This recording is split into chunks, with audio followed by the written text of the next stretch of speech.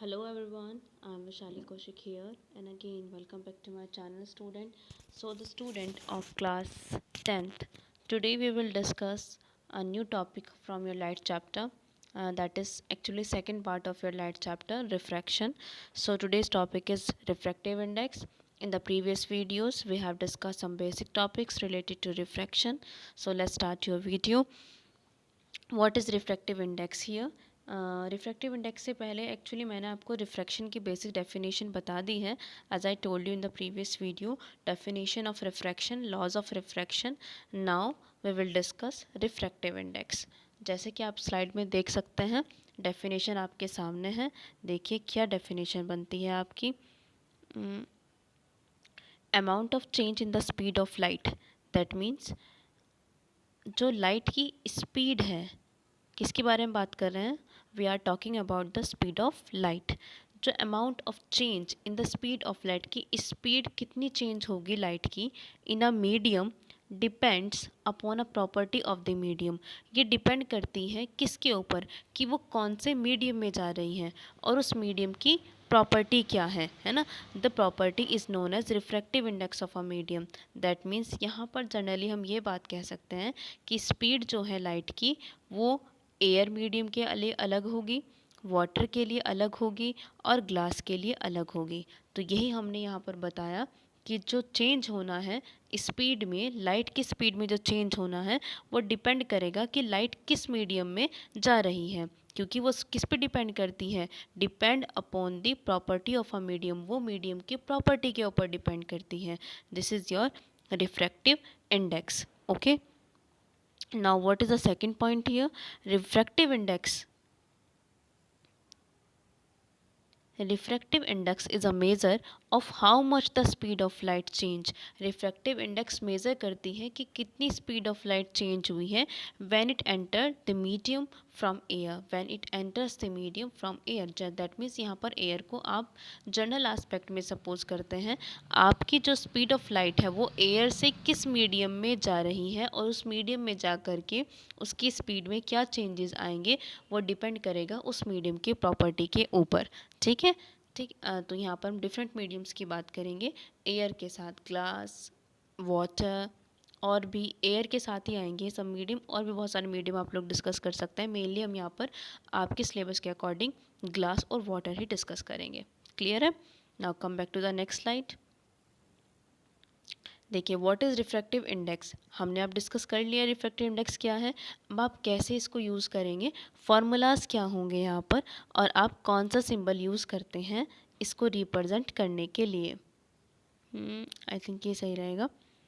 Yes, कौन सा symbol आप रिप्रेजेंट इसको करने के लिए यूज़ करते हैं. स्मॉल एन आप जनरली देखते हैं और म्यू भी किस केसेस में, मतलब काफ़ी बुक्स में हम म्यू भी देख लेते हैं. अब आपकी मर्ज़ी है. एक्चुअली आप सिर्फ समझ जाइए कि what is the term.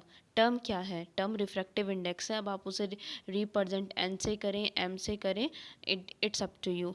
But अपनी बुक को फेवर करते हुए, अपनी बुक को फॉलो करते हुए एनसीईआरटी में आई थिंक एन दिया हुआ है तो आप एन ही फेवर करें या एन को ही आप यूज़ करें. और अगर if I am not wrong, I am not sure, if I am not wrong तो आई थिंक एन ही है.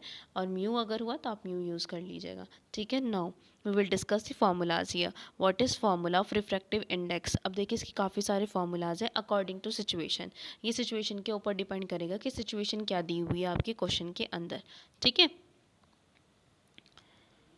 चलिए फिर सिचुएशन देख लेते हैं कि क्या है हमारे सामने.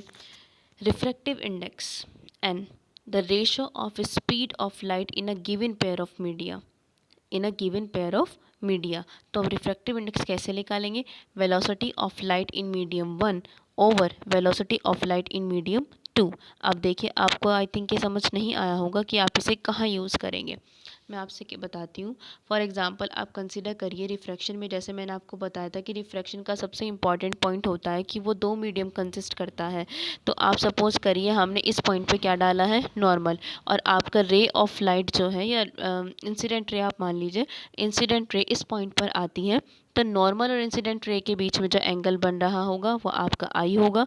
अब एयर से सपोज़ करिए ये कहाँ जा रही है, ये जा रही है ग्लास में.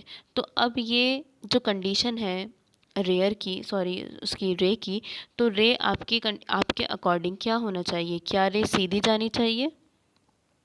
क्या ये सीधी जानी चाहिए रे, या ये बेंड हो जानी चाहिए, या ये towards away from the normal हो जानी चाहिए, अवे फ्रॉम द नॉर्मल हो जानी चाहिए?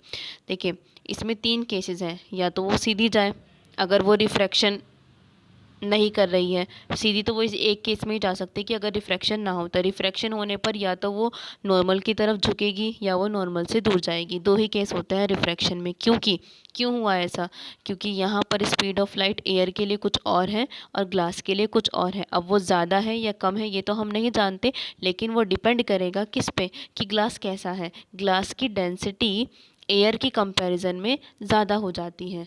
ग्लास की डेंसिटी एयर के कंपैरिजन में ज़्यादा हो गई है, तो डेंसिटी अगर ज़्यादा हो जाती है मीडियम की, तो वहाँ पर रे ऑफ लाइट या जो इंसिडेंट रे है उसकी स्पीड पे क्या इफ़ेक्ट पड़ेगा, ये आपको पता होना चाहिए। ठीक है, तो हमने यहाँ पर देखा अकॉर्डिंग टू फॉर्मूला, अगर मैं आपसे ज़्यादा डीप ना जाऊँ तो आपको ये पता होना चाहिए कि यहाँ पर स्पीड क्या है 1 मीडियम में और 2 मीडियम में क्या है। तब आप क्या निकाल सकते हैं? रिफ्रैक्टिव इंडेक्स n, जो किसका रेशो है?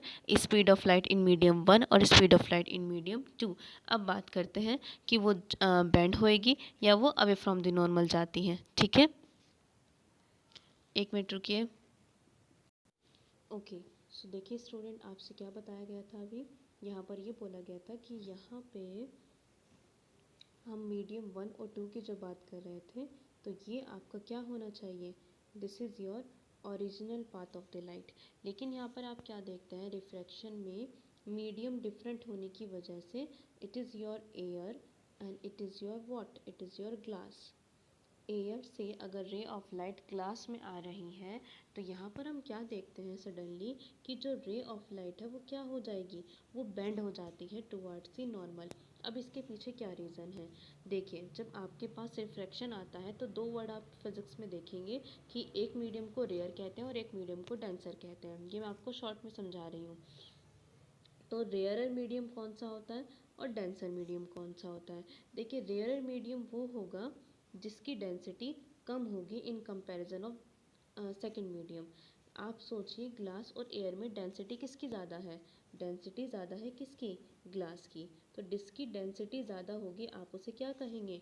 डेंसर। और उसकी कंपैरिजन में दूसरा क्या हो जाएगा? Rarer. Optical density actually property है फिजिक्स के अकॉर्डिंग, ऑप्टिकल डेंसिटी हम इसको कहते हैं कि ऑप्टिकल डेंसिटी एयर की कम है इन कंपैरिजन ऑफ ग्लास, तो इसीलिए यहाँ पर इस मीडियम को रेयर कहा जाएगा और ग्लास को क्या बोला जाएगा? डेंसर। मतलब इसकी डेंसिटी ज़्यादा है, और जिसकी डेंसिटी ज़्यादा होती है उसमें जो स्पीड ऑफ लाइट है वो क्या हो जाती है?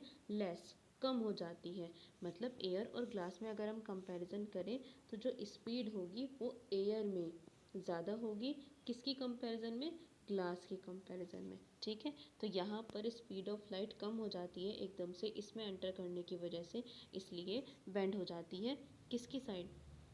अगर मैं आपको दूसरे कलर से बताऊं, इसीलिए क्या हो जाएगी, यहाँ पर ना जा करके इस पाथ को फॉलो करेगी, क्योंकि इस मीडियम में आने की वजह से डेंसिटी ज़्यादा होने की वजह से जो स्पीड ऑफ लाइट है वो क्या हो गई है? कम हो गई है, और ये क्या हो जाएगी? बेंड हो जाएगी। इसका वाइस वर्सा भी आप कर सकते हैं। मतलब जब लाइट कहाँ से कहाँ जाएगी, वाइस वर्सा करने का मतलब यहाँ पर ये होता है, जब आपकी लाइट कैसे जाए। फॉर एग्जाम्पल आप जस्ट अपोजिट कर लीजिए, ये आपका 1 हुआ और ये आपका 2 हो गया। जस्ट अपोजिट करने का मतलब कैसा हुआ, कि अब जो रे ऑफ लाइट जा रही है वो आपकी कहाँ से? ग्लास से जा रही है, तो ग्लास से कहाँ जाएगी? एयर में। ये इसका ओरिजिनल पाथ था, लेकिन इसको ना फॉलो करते हुए वो क्या हो जाएगी? वो अवे चली जाती है, अवे फ्रॉम द नॉर्मल, क्योंकि यहाँ पर स्पीड सडनली उसकी क्या हो गई है? एयर होने की वजह से ज़्यादा हो जाती है। वो इस पाथ को ना ट्रेवल करके वो नॉर्मल से और दूर चली जाती है, क्योंकि उसकी स्पीड ज़्यादा हो गई है। मैंने यहाँ पर इसको माना था ग्लास और इसको माना था एयर।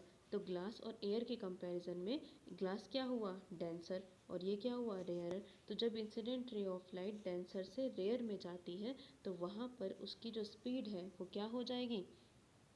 ज़्यादा होने की वजह से वो बेंड नहीं होती, वो अवे फ्रॉम द नॉर्मल चली जाती है। That means this is the original path. This is the original path, और ये उसने ट्रेवल किया है। ठीक है, आई होप क्लियर हुआ होगा। और जैसे जैसे आप पढ़ेंगे और भी समझ में आ जाएगा। ठीक है, बस आप दो चीज़ों का ध्यान रखें कि दो मीडियम में से डेंसिटी का कंपैरिजन कर लें। जिसकी डेंसिटी ज़्यादा होगी उसमें स्पीड कम हो जाएगी। या आप छोटी सी बात याद रखें, इससे भी छोटी चीज़ अगर हम आपसे बताएं कि रेयर से डेंसर में जाने पर, रेयर से डेंसर में जाने पर हमेशा जो रे है वो बेंड होगी टुवार्ड्स द नॉर्मल। ठीक है, और डेंसर से रेयर में जाने पर क्या होगा, अवे होगी, अवे फ्रॉम द नॉर्मल। आप इन दो चीज़ों को ध्यान रखेंगे। रेयर से डेंसर में जाएंगे तो टुवार्ड्स द नॉर्मल, डेंसर से रेयर में जाएंगे तो away from the normal. And it depends on the speed of light, and this speed of light depend on the density. ठीक है, ये थोड़ा आगे की चीज़ मैंने आपको समझा दी है।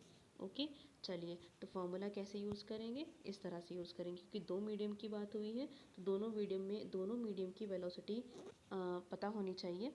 लाइट की वेलोसिटी दोनों मीडियम में क्या है। ठीक है, अब देखिए n/1 अगर कहीं आपको लिखा हुआ मिलता है, n/1 का मतलब क्या है, n/1 मीन्स रिफ्रैक्टिव इंडेक्स। पहले क्या लिखा है 2, सेकेंड मीडियम, बाद में क्या लिखा है with respect to the first medium. ये इसको लिखने का वे है। अगर आपसे कहा जाता है कि रिफ्रैक्टिव इंडेक्स किसका, सेकेंड मीडियम का फर्स्ट के रिस्पेक्ट में, तो आप इसको ऐसे मेज़र करते हैं। ठीक है, फॉर्मूला क्या बन जाएगा फिर, n/1 का जो आपका लास्ट में लिखा हुआ है उसकी स्पीड ऊपर रखेंगे और जो आपका पहले लिखा हुआ था उसकी स्पीड बाद में रखेंगे, v1/v2। सिमिलरली वाइस वर्सा कर दीजिए। अब इसका वाइस वर्सा करेंगे तो क्या होगा, n12 का मतलब क्या होगा, देखिए n12 का मतलब n12 किसका रिफ्रैक्टिव इंडेक्स, फर्स्ट मीडियम का, किसकी रिस्पेक्ट में, सेकेंड मीडियम की रिस्पेक्ट में। तो n12 किसके इक्वल हुआ, n12 is equal to, speed कौन सी ऊपर आएगी, v2/v1। ये फॉर्मूलाज आपको न्यूमेरिकल सॉल्व करने में हेल्प करेंगे। ओके, चलिए, एक्चुअली हमने इस टॉपिक में, इस वीडियो में हम डिस्कस कर चुके हैं कि रिफ्रैक्टिव इंडेक्स क्या है, उसकी बेसिक डेफिनेशन क्या है, उसके डिफरेंट फार्मूलाज क्या हैं, उसके पीछे क्या फिनोमिना है, कॉज ऑफ रिफ्रैक्शन क्या है, मैंने एक्चुअली वो डिस्कस किया है आपके साथ। वजह क्या है, जो किस पे डिपेंड कर रहा है, रेयर और डेंसर मीडियम पे, उसकी डेंसिटी पे, और speed of light different medium में डिफरेंट होने की वजह से। ये बहुत इंपॉर्टेंट बात है एक्चुअली जो मैंने तुम्हें बताई है। ये पैराग्राफ में आपसे पूछा जाता है, लास्ट ईयर पैराग्राफ में पैरावाइज जो क्वेश्चन आता है उससे पूछा हुआ था ये क्वेश्चन। ठीक है, सो नेक्स्ट टॉपिक हम नेक्स्ट वीडियो में डिस्कस करते हैं। ओके, तो आई होप आपको टॉपिक क्लियर हुआ होगा। Thank you very much, and if you like the video please like share and subscribe our channel. Okay, bye bye, take care.